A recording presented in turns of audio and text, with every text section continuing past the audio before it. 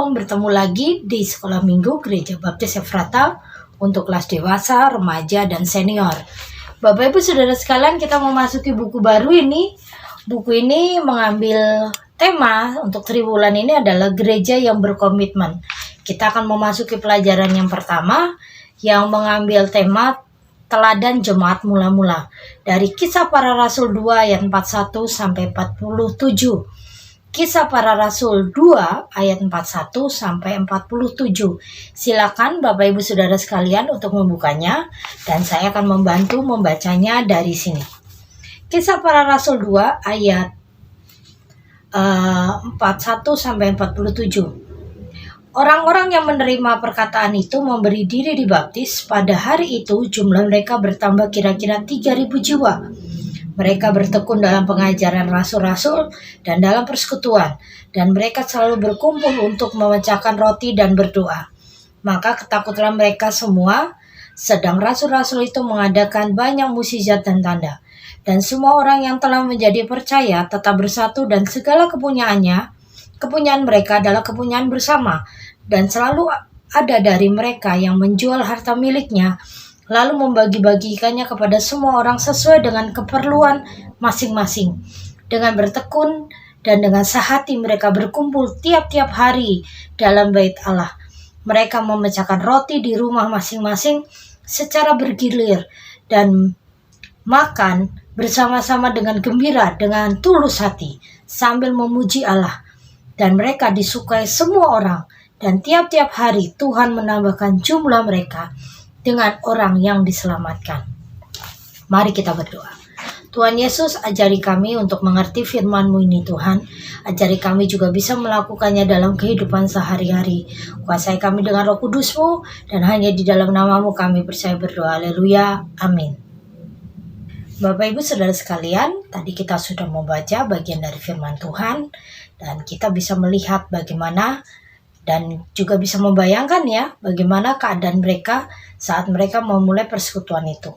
Saya selalu bilang kepada murid-murid yang di kelas senior bahwa gereja itu bukan tentang bangunan. Gereja itu bukan tentang fisik, tapi gereja itu adalah persekutuan. 2 atau 3 orang berkumpul dalam nama Tuhan, di situ Tuhan berperkara, Tuhan berbicara, Tuhan bekerja, bahkan Tuhan menunjukkan kuasanya. Jadi bangunan gereja ini hanyalah tempat, tapi sebenarnya gereja itu sendiri adalah persekutuan orang-orang percaya, dan itu dimulai dari gereja mula-mula. Jemaat mula-mula, mereka tidak memiliki bangunan gereja tetap, karena saat kita membacanya tadi, mereka bergilir dari satu rumah ke rumah lain. Saat mereka berkumpul, mereka bukan bergosip, mereka bukan membicarakan hal-hal yang tidak penting, tapi yang mereka bicarakan adalah tentang firman Tuhan. Saat mereka berkumpul, mereka melakukan suatu aksi, bukan hanya aksi kepada untuk kelanjutan persekutuan saja, untuk kelanjutan penginjilan saja, tapi mereka juga memberkati teman-teman mereka, saudara-saudara mereka seiman, sehingga mereka menjadi satu hati. Kesatuan hati ini akhirnya membuat mereka bertambah-tambah jiwa, bertambah-tambah jemaatnya, bertambah-tambah orang percaya. Jadi kita harus belajar dari gereja mula-mula. Mereka bukan jemaat yang kuat secara ekonomi, tetapi mereka adalah kuat di dalam iman. Akhir-akhir ini ya Bapak Ibu Saudara sekalian, gereja itu dikatakan sukses, gereja dikatakan, persekutuan itu dikatakan berhasil kalau gedung gerejanya tuh besar, lampu pencahayaannya luar biasa, musiknya hingar-bingar, LCD-nya besar, jemaatnya ribuan, perpuluhannya banyak, persembahan sekali ibadah itu jutaan rupiah. Tapi saya tanya, apakah gereja-gereja sebesar seperti itu memiliki jemaat-jemaat yang setia, jemaat-jemaat yang beriman, jemaat-jemaat yang tetap teguh dalam firman? Mereka bukan jemaat-jemaat yang datang dan pergi, atau mereka datang kalau mereka memang butuh. Kita belajar dari gereja mula-mula. Mereka adalah jemaat yang dimenangkan karena khotbah Petrus.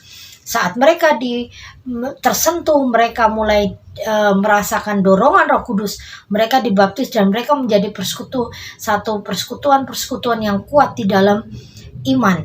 Mereka datang untuk setiap persekutuan adalah mereka untuk mendengarkan pengajaran para rasul.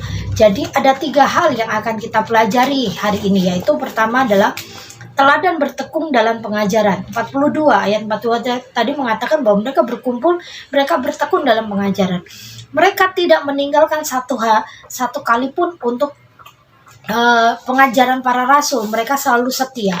Akhir-akhir ini setelah pandemi banyak sekali orang-orang merasa ngapain ke gereja, online pun bisa. Sekarang tayangan rohani ada kok di mana-mana, di YouTube, di TikTok, bahkan semuanya lengkap kok. Malah yang khotbah itu pendeta-pendeta besar gitu kan. Tetapi tanpa mereka sadari mereka meninggalkan namanya persekutuan. 2 atau 3 orang berkumpul. Jadi bukan handphone dan orang, itu bukan persekutuan. Itu namanya kita punya renungan pribadi sendiri. Tapi persekutuan itu adalah yang membangkitkan dan meneguhkan satu dengan yang lainnya. Saya tidak mengatakan bahwa tayangan YouTube atau tayangan firman di TikTok itu tidak membangun. Saya yakin kalau Tuhan bekerja itu bisa. Tetapi yang dimaksud ini adalah gereja itu eklesia. Eklesia itu artinya persekutuan. Kalau kita tidak bersekutu dengan orang seiman, kita tidak akan maju, kita tidak akan bertumbuh. Firman Tuhan mengatakan besi menajamkan besi, manusia menajamkan manusia. Kita tidak boleh, Ibrani 10 mengatakan janganlah menjauhkan dirimu dari persekutuan orang percaya. Kenapa? Karena dari itulah kita bertumbuh. Kita belajar dari persekutuan dari gereja mula-mula. Mereka bertekun dalam pengajaran. Mereka berkumpul untuk mendengarkan firman Tuhan. Mereka mulai bertumbuh benar di hadapan Tuhan. Mereka mulai mencari kebenaran itu sendiri sehingga mereka hidup dalam kebenaran itu. Meskipun kehidupan ekonomi mereka tidak berkelebihan, tetapi secara iman mereka luar biasa. Bapak Ibu Saudara sekalian, jangan jauhkan diri Bapak Ibu dan saudara-saudara semua yang remaja, yang pemuda terutama. Gereja sekarang sepi. Saya mau ke gereja kalau anak mudanya banyak. Saya mau ke gereja kalau gerejanya keren, lampu pencahayaannya keren, kelap-kelip, LCD-nya besar, lagu-lagu pilihannya bagus-bagus, sampai bisa bersorak, bergoyang, sampai bisa menyentuh hati saya. Saya mau tanya Bapak Ibu Saudara sekalian, terutama anak-anak remaja dan pemuda, apakah kau bertumbuh hanya dengan seperti itu? Tanpa persekutuan yang benar, bertekun, engkau sudah meninggalkan di mana engkau seharusnya melayani di tempat engkau lahir. Saya bukan lahir secara jasmani, tapi secara iman. Belajarlah, jangan melihat gereja dengan standar-standar seperti itu. Lihatlah gereja mula-mula, mereka tidak punya apa-apa. Mereka dari rumah ke rumah, gereja rumah istilahnya begitu kan. Tapi mereka bertumbuh luar biasa. Saat terjadi penganiayaan, pembunuhan, mereka bukannya sempit imannya, tapi mereka semakin berkobar. Mereka malah diaspora, artinya menyebar ke seluruh negeri, bahkan sampai ke Indonesia akhirnya. Itu terjadi karena dari gereja mula-mula ini bertekun dalam iman. Banyak sekali sekarang tubuh Kristus yang akhirnya malas bersekutu. Nah, kalau malas bersekutu berarti bukan tubuh Kristus, gitu kan? Cuma potongan dari tubuh Kristus, gitu kan? Jadi Bapak Ibu Saudara sekalian, di buku ini mengatakan bahwa teladan bertekun dalam pengajaran ini, belajar firman Tuhan secara terus-menerus merupakan ciri dan tujuan dari jemaat mula-mula dan juga gereja masa kini. Jadi tujuannya adalah belajar firman Tuhan. Di gereja kita ada jam doa, di situ juga setiap Rabu kita belajar firman Tuhan. Walaupun hanya sebentar, 20 menit, habis itu ke berdoa. Tetapi yang paling penting adalah saat kita belajar firman Tuhan, hari Minggu kita mendengarkan pendeta, habis itu kita masuk di kelas-kelas sekolah minggu, di situ kita akan mulai mendalami firman Tuhan.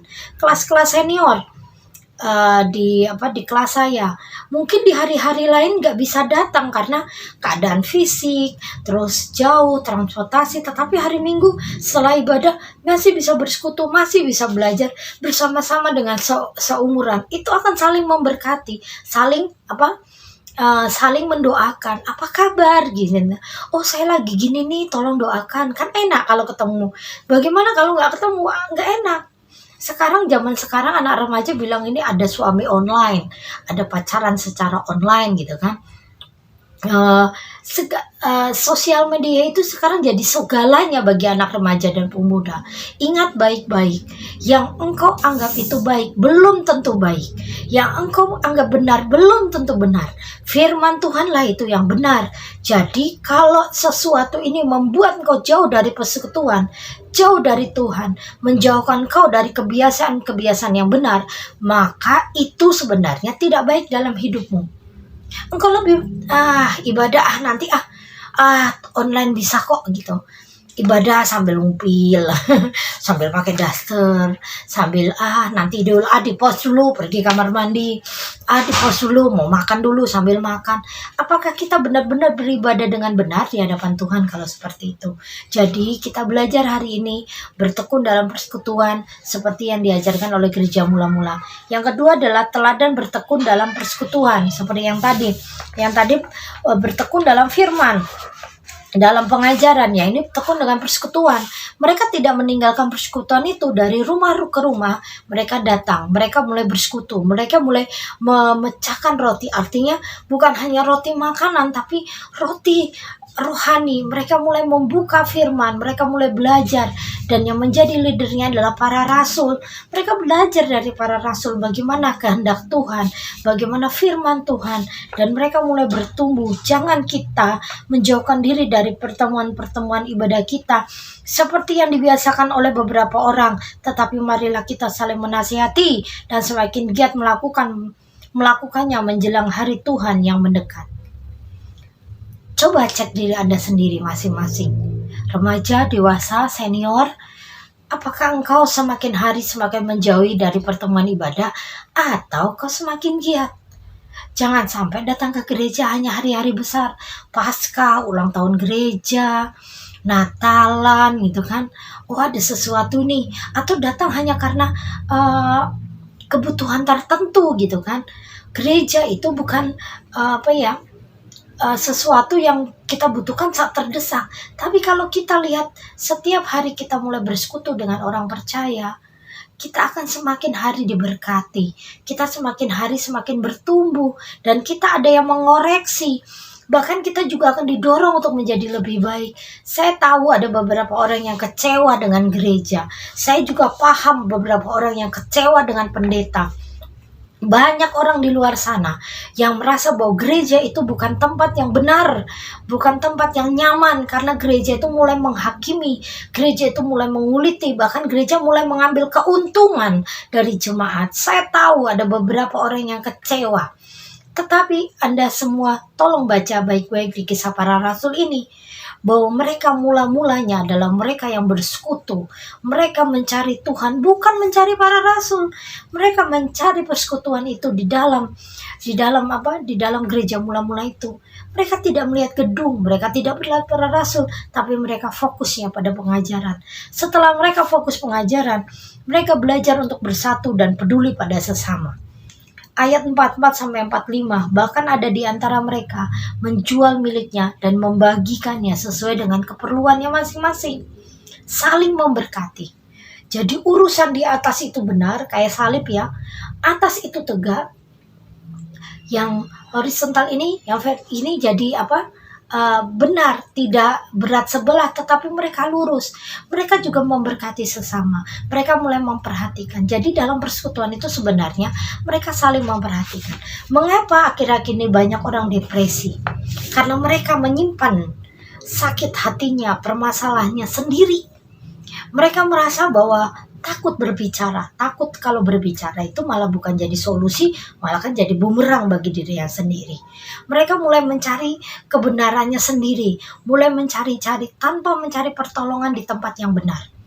Makanya banyak sekali orang-orang yang bunuh diri, depresi, kelakuannya tidak benar, menyakiti diri sendiri dan menyakiti orang lain.